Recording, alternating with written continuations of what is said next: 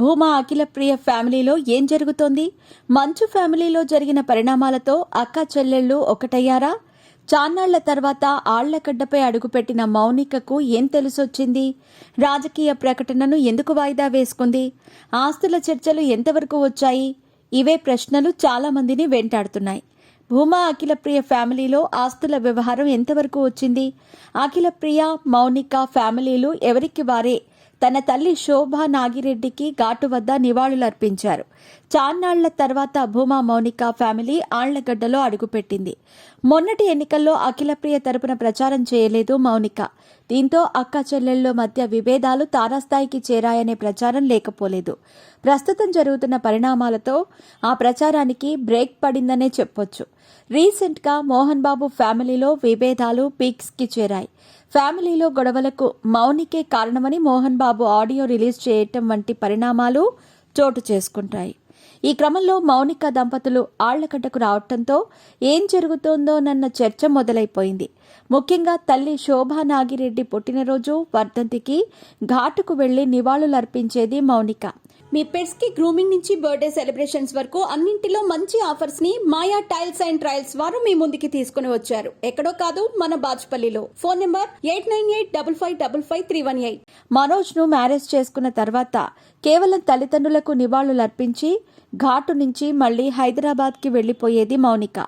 ఈసారి మౌనిక, ఆమె భర్త మనోజ్, ఇద్దరు పిల్లలు వచ్చారు.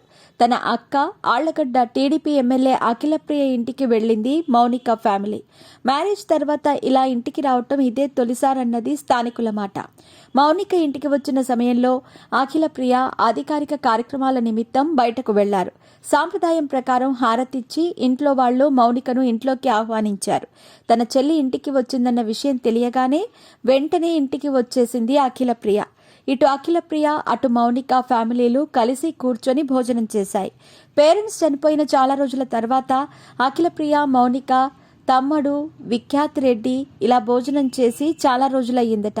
ఈ ముగ్గురు మధ్య దాదాపు 2 గంటల సేపు ఆస్తుల గురించి చర్చ జరిగినట్టు తెలుస్తోంది. ఆస్తుల వివాదాన్ని సామరస్యంగా పంచుకోవాలనే నిర్ణయానికి వచ్చినట్టు సమాచారం. ఇప్పుడున్న ఫ్యామిలీ సమస్యలు సద్దుమణిగిన తర్వాత అందరం కూర్చొని మాట్లాడుకుందామని, అప్పటి వరకు ఎలాంటి విషయం బయటకు పొక్కరాదని సూచన చేసిందట అఖిలప్రియ. దీంతో ఫ్యామిలీ అంతా సైలెంట్ అయిపోయింది. ఇదే సమయంలో మౌనిక, మనోజ్ దంపతులు జనసేనలోకి చేరతారని స్పష్టమైన ప్రకటన వస్తుందంటూ జోరుగా ప్రచారం సాగింది. ఇప్పుడున్న పరిస్థితుల్లో మీడియాకు దూరంగా ఉండాలని అఖిలప్రియ సలహా ఇచ్చిందట. దీంతో మౌనిక, మంచు, మనోజ్ సైతం దూరంగా ఉన్నారు.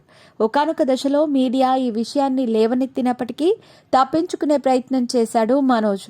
జరుగుతున్న పరిణామాలు చూసిన స్థానికులు అఖిలప్రియ, మౌనిక మధ్య ఎలాంటి విభేదాలు లేవని చెబుతున్నారు. మొత్తానికి ఆస్తుల వివాదంలో ఓ అడుగు పడిందనే చెప్పవచ్చు.